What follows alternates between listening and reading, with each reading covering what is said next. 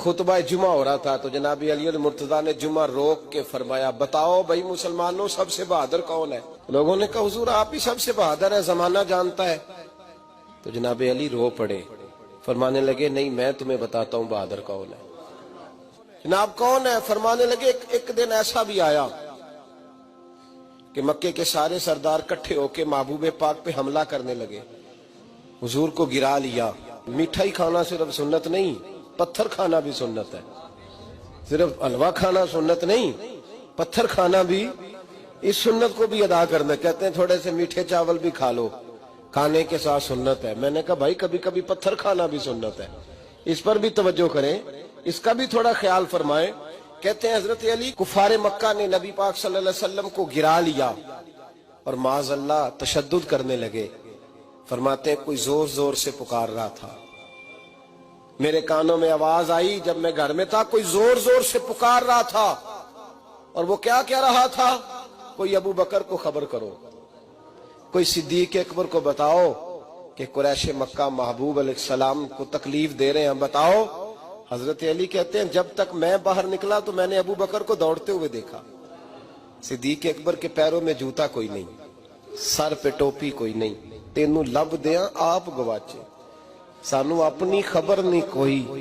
کہتے ہیں بھاگتے جا رہے ہیں، اور پھر جب صدیق اکبر پہنچے تو میں دوڑا آ رہا تھا اور منظر دیکھ بھی رہا تھا کہ ابو بکر صدیق نے ایک کافر کو ادھر پھینکا، دوسرے کو ادھر پھینکا، تیسرے کو ادھر، اور ساتھ ساتھ فرماتے جا رہے ہیں ظالموں اسے مارتے ہو جو تمہیں جنت کا راستہ دکھاتا ہے، ظالموں ان پر تشدد کرتے ہو جو تمہیں جہنم سے بچاتے ہیں، جو تمہیں اللہ کا قرب دیتے ہیں، جو تمہیں دنیا کی آزمائشوں سے بچانے آئے۔